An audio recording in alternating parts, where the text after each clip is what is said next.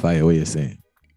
Yes, fire key. Give thanks to life, you know, Gary, another reading, another vibration, you know. Serious thing, we are here again, bald head and the dread. And my brethren is coming close to that date, right? The EP coming forward.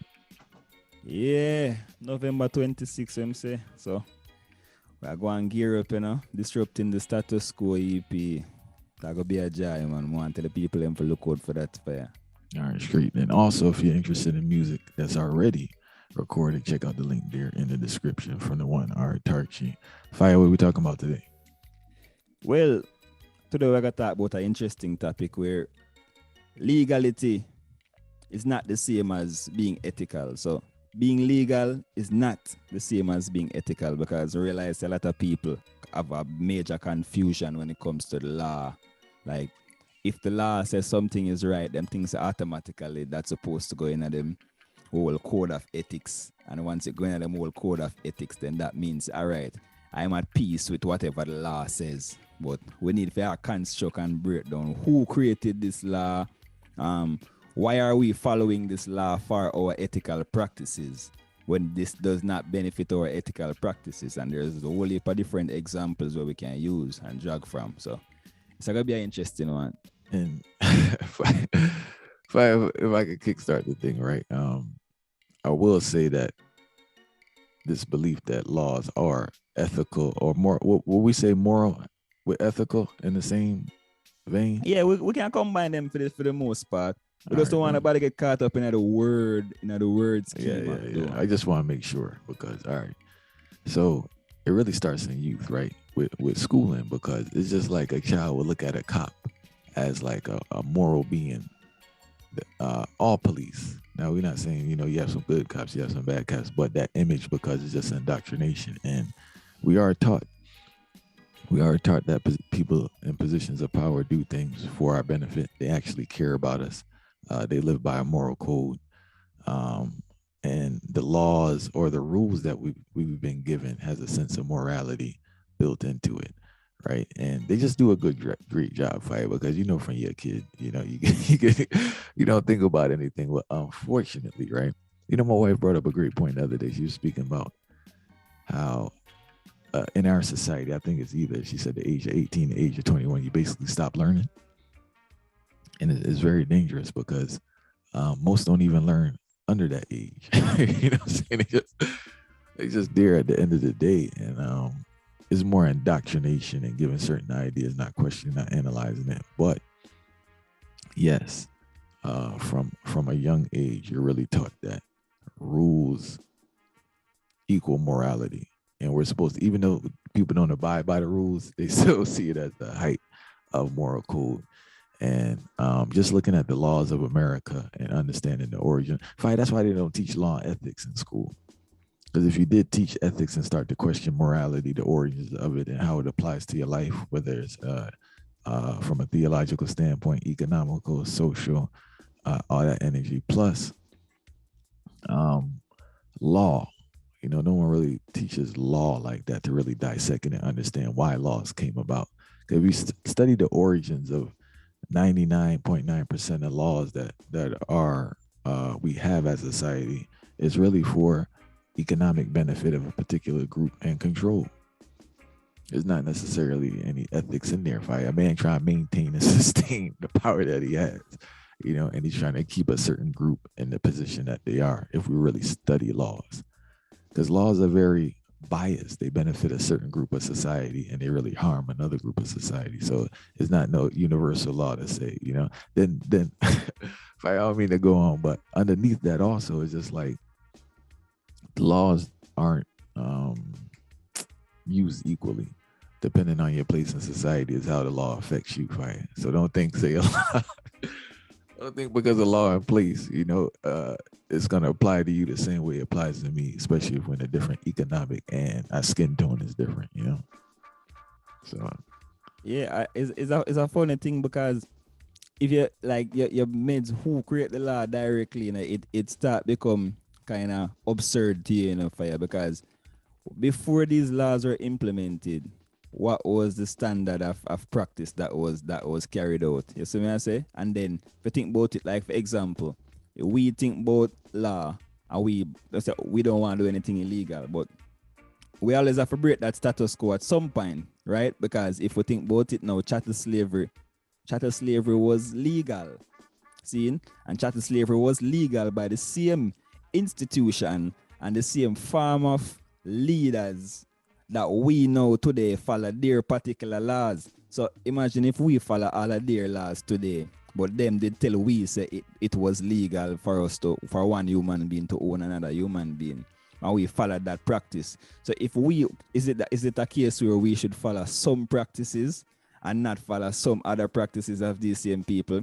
So at this now we feel like it make a lot of people get conflicted within the mind too, because a lot of people so conflicted that them don't even know what to do. And then you have a next side of it now where the law itself create and instill fear. So the fear with them create and instill now, it causes the people them for not think about their personal code of ethics. And when them throw out their personal code of ethics now for benefit a general quote unquote law, you know what that means? That means that them automatically become slaves one way or the other towards this particular system, and basically them become slaves to particular institutions. And I guess it start to get kind of, confused and start a whole heap of confusion. So I feel like a whole heap of thing where it's something where people need to really sit down and think about fire, because there's so much different examples where we can drop on. And then I mentioned something critical a while ago. The law is not taught to any majority of individuals. And the one place that them teach law in depth is law school. And what is law school? What is the purpose of law school? The purpose of law school is, as well I say, for economic gains, because these are particular occupations that are formed out of these schools to be carried out. And then when you think about the practice of a lawyer in that concept, you think about the what them call it now, the client to lawyer benefit. Some, you know, where basically the client have the right to tell the lawyer any single thing. You know, the client to lawyer privilege. You see me I say? So essentially now, you can be a criminal. See, you can be a criminal and you can do the worst atrocities known to man.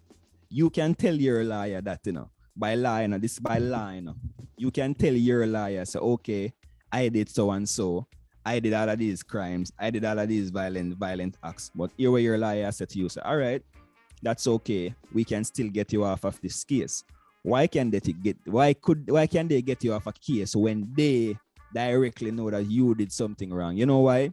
Because the law have different particular amendments. It have various particular bylaws with them, so to speak. It have various different portions that were broken out, and clauses were broken out just to benefit you as that particular criminal.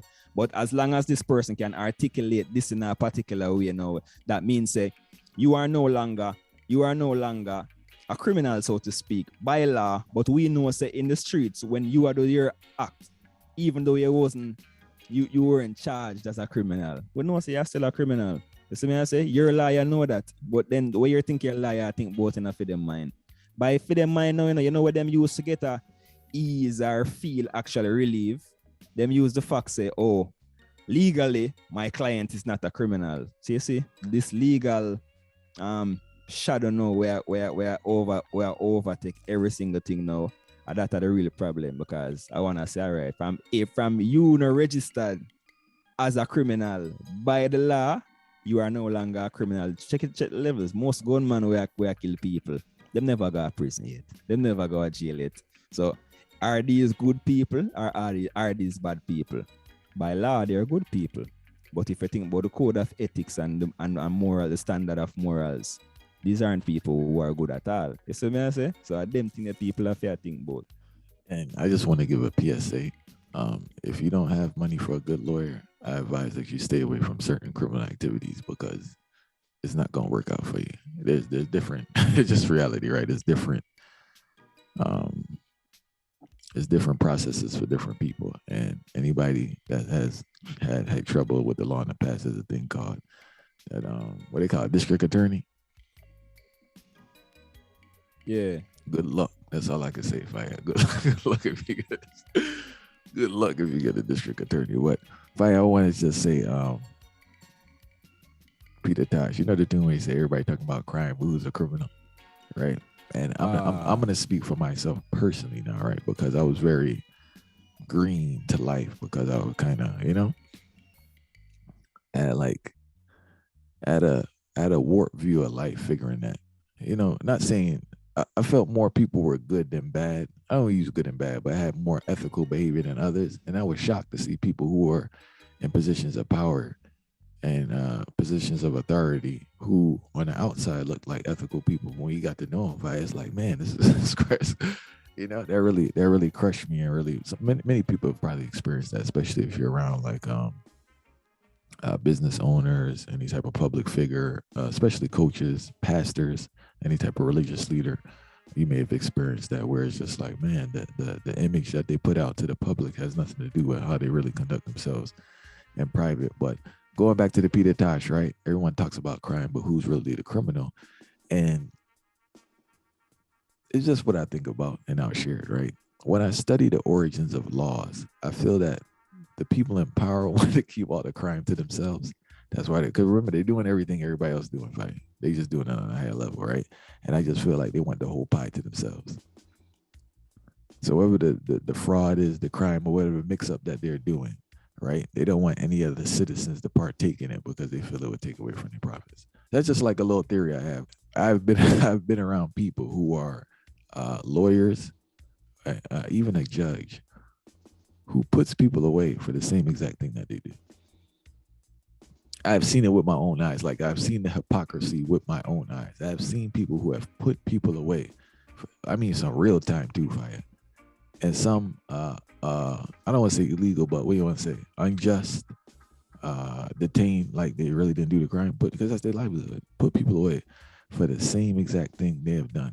I've seen people who are on public TV speak out against the same things that they do, and have gotten people in legal trouble over.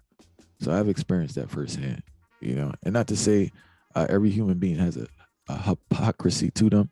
I have a hypocrisy to myself, not on that level, but we all have little vibes where, we're still trying to grow. But yeah, I've seen where it's just like, they condemn people for the same things that they're doing. And I really feel it's like they just want it all for themselves.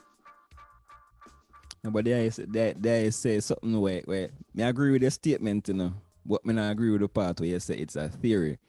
It's not a theory actually. This proven over and over and over and over. So everything we say, but I said I changed the part where you classify it as a theory for the legalities of it, because it's not a study. I didn't do it. I'm just messing. No, but me not like all right. Even if you're never the one study, everything where you say connect to me, because I'm sure connect to majority of the masses. They know this because check the levels fire. All right, all of these laws, first and foremost, most of these laws are archaic laws, like, right, written from some previous ages ago, or some decades, or some centuries ago, and yet still will follow them. So when we know that these laws can be relatable to this time. So first and foremost, it have to be a thing where, that's the reason why I'm saying practical, because these people were living in a different time, doing other savage activities and creating this, skew this towards for themselves. Because remember, if a man with a racist mindset and a man with a colonial mindset, right? If him and him friend them come together and write some document for formality, see, there's no way that this document can include there's no way that the document could include justice and equality for all people. And I remember say him already look upon a particular group as being 3/5 of a human, or whatever them they classify it as, So when we think about these things now, this alone shows as a practical thing in a fire. It can't be theoretical, because when you're not even for the one study about it, them man could never be a law equal for me and you at no given time. I tell you fire. But fight, even in modern times now, let's use common sense, because we don't use this common sense, right? Common sense is not common. Exactly. And people really need to get on the critical thinking. Let's make this. If I'm a politician, right, and I receive a huge donation from an oil company, right, and they just say, yo, fight, hey, there's a law in place that says we have to dispose of our oil in a certain way, right? It's too expensive. Can you just change that up around a little bit? Fine, what am I do? Like, am I concerned about a citizen who's making 30 grand a year who benefits me? No, not at all. Or I'm gonna deal with the person who's helped me take care of my mistress, buy my nice house. You know, I get I get my money every month. It's just basic nepotism. Fight. It's just basic human relationships. I don't know where people get this idea that a person who does not know you, who does not know your name, is supposed to care about you.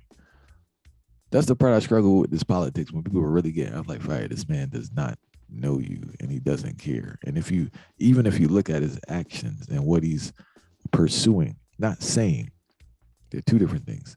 What you say in public and what you pursue in regards to legislation. Those are two. We need to make that cut. What they are saying on TV in front of you, let's disregard that. Let's focus on the legislation they're actually trying to pass.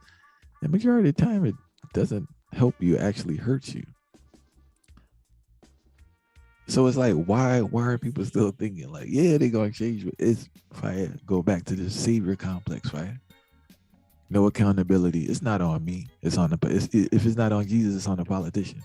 It's on their whole existence is on somebody else. It has nothing to do with them. And I think that's the undercurrent of the whole vibe, where it's like people just don't want responsibility, because I don't see how a man you have never met, right? This man don't live where you live. He may come down there for 2 days out the year for political purposes, touch a baby, take a picture, and he there with security, heavy security. You get what I'm saying? Look how he moving. He ain't comfortable being around. Fire the man. Yeah. Yo, the man not even good. Yo, we say that last part. I represent you. I represent you, you know. But we're not.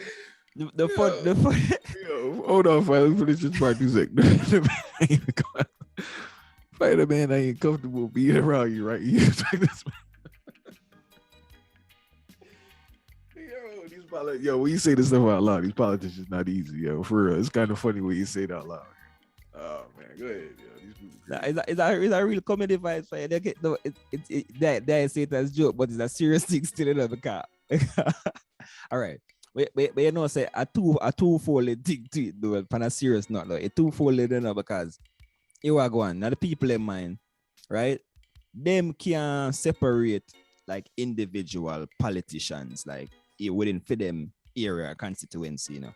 Them see the whole thing as a actual collective thing that is there, like a head that is like a figurehead that is there, you know, because all right, it's like a majority of people have the whole concept of following or worshiping God. You know, say I want to tell you, say that sounds strange, you know, but it is the truth. A majority of people know this. When people think about laws within particular zones and particular areas, they think that these particular laws come from the God that they worship. And no, the reason why it become realistic, because the God with them worship, them now realize that it was given to them by these same people who are enforcing the law. So when these same people who enforce the law give them their God, that's the reason why now them take on to these laws as their code of morals or their code of ethics, not knowing that this is the wrong thing. Well, let me hear you say mountain.